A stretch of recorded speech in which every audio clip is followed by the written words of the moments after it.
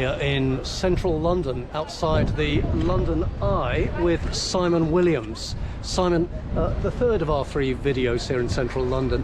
I just want to ask you something about what it was that led you to join the police to start with. Why did you join West Midlands Police? Well, it wasn't just one reason. You know, I come from a family where public service is really, really important, and so that was one factor for sure. There was a big recruitment drive at the time, and I had come across my local police officer. I believe his name was Alan Jones, if he still works for West Mercia Police, on a number of occasions, and he was just a lovely chap. Always happy to help, but also I was really motivated to help people and make a difference. It's a really cheesy, corny thing to say. I think most people join policing to try and make a difference and help people, and not just help victims of crime and people who, you know, are in their worst moment, but actually, you know, one of the Peelian principles we were talking about, Sir Robert Peel, earlier on, you know, I think one of the long forgotten principles is an open and ready hand of friendship to everybody, no matter what their stature in society. And I think in a modern era, that really means extending that hand of friendship to everybody. And let's face it, in policing you come across people on their worst day, having their worst moment, and actually sometimes they just need that human connection and that compassion and empathy to draw them out of that and to a place where you can actually have a reasonable conversation and work out what's going to happen next. So those were the reasons that you joined the police. You'd encourage others to join the police if they have that core belief in supporting others on joining police for the right reasons.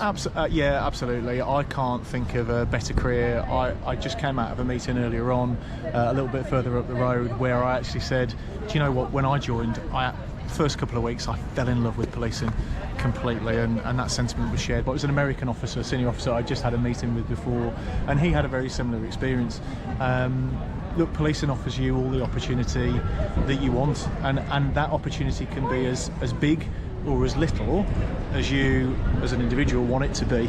You know, so many different areas of policing. My big passion was around community policing, and delivering really good community service to people through community policing. I love the offender management side of things, and in my early career I did things like road policing and some proactive work as well, all really important stuff. But you know, whether you want to become a community officer for the rest of your career, or whether you want to join and go and chase bad guys in fast cars, or whether you want to, you know, go on and get promoted and do all of that leadership stuff, you really, the world is your oyster, and there is no job quite like police. And I've been lucky enough to operate across 3 different countries, in 3 different jurisdictions at different levels of operational and then you know, kind of executive level leadership in New Zealand, and actually no 2 days are the same. They're really not, and it comes back to, it's all about people. So you get the opportunity to look after your own people, whether they be police officers or police staff, but also those are the people that are looking after our communities, right? So it's kind of you get a bit of a bonus there. Not only do you get to look after your own people, but you actually influence the way that policing is delivered, and that leadership is on an individual basis as well. You can be a constable and have lots of influence just as much as you can being a chief constable and having that influence as well, you know. So let's turn our attention from those that might be considering a career in policing to those that have joined still early in their service. So cast your mind back to your early years in policing. What things do you look back at and think, actually, I made absolutely the right decision there? What things do you look back at and think, actually, I wish I'd done something slightly differently there? And what I'm trying to get from this is what learning there might be for those that are perhaps in their first 5, maybe even first approaching 10 years service. So I think probably my 3 biggest bits of advice would be: 1, care. So be passionate about what you do. Be one of life's enthusiasts, right? Because that will get you a long way down the road. So really be careful about how you talk to people. That's the second point, really. You know, this is a job about relationships. So it's all about how you talk to people, both internally, your colleagues, and externally. If you talk to people in the right way, and you can go away and Google procedural justice yourselves, so you learn about it. I'm not going to tell you about it. One of the biggest pieces of advice I was given by a chap called Mark Hurd in Birmingham, who I believe is still serving. He was the West Midlands Police Officer of the Year a few years ago. I think he might have been inspector now, but he said, Simon, he said, this job, it's all about how you talk to people. So if you get that right, and you'll be absolutely fine. And actually, you know, I've worked with people on both ends of the spectrum who have gone through their service and have ended up having to use lots of force because they can't talk to people. And the people who have been in the worst situations and actually have been able to talk to people, so we haven't had to use force and we've been able to work our way out of things. The last thing I would say is be curious. So always have that element of curiosity about you. Ask questions, don't be afraid to ask why. I think if I had one, it's not regret because hindsight always wins, right? But if I could go back to my earlier days, I asked tons of questions. I would absolutely ask the question why a little bit more. And I think we're in an age of policing now where it's more accepted to speak to your sergeant, your inspector, whoever that person might be, and say, hey, why are we doing it this way when there might be a different way of doing things? And that kind of brings me full circle to where we started earlier around the importance of really understanding data, evidence and insight, and the day-to-day making a difference. And some really practical examples of that are the way that we deploy. So, you know, 365 days of the year, 24/7, earlys, lates, nights, we parade our officers and we ask them to leave the station and go and patrol different locations. But actually, how do you know which way to turn when you leave the police station? And between jobs, when you've got some downtime, that little bit of downtime that does come, where do you go? And when you're there, what do you do?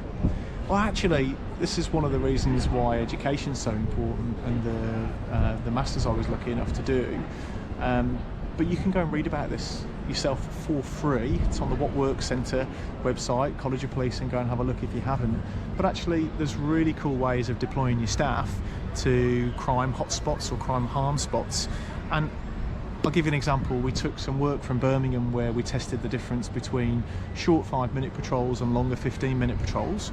And the 15-minute patrols, less frequent, trumped the shorter, more frequent patrols. So actually it reduced crime and harm at a greater rate. We took that work to Western Australia, where instead of going and topping up patrol time in these hotspots, these micro locations every day, we asked our officers to go back randomly across the course of, I think it was about 100 days or more. And what we found was that actually you only have to go and top that police visibility up once every 4 days for 15 to 20 minutes to keep things calm, so to go and prevent crime.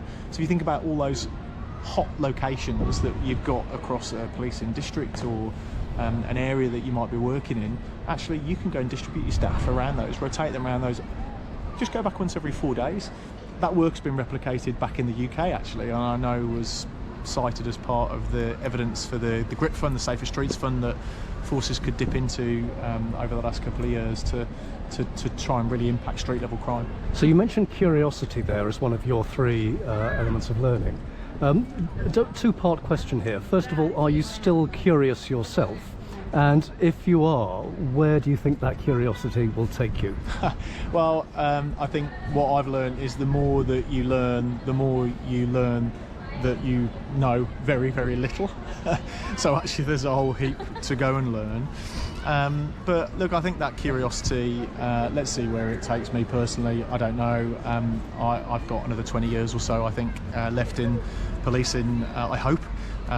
So I just hope to continue to be able to contribute and make a difference, whether that's through the society or whether working alongside or with police services. I'm sure you'll find plenty to do in that next 20 years and maybe even beyond. So on that note, Simon Williams, thank you so much for spending time with me and with Policing TV viewers.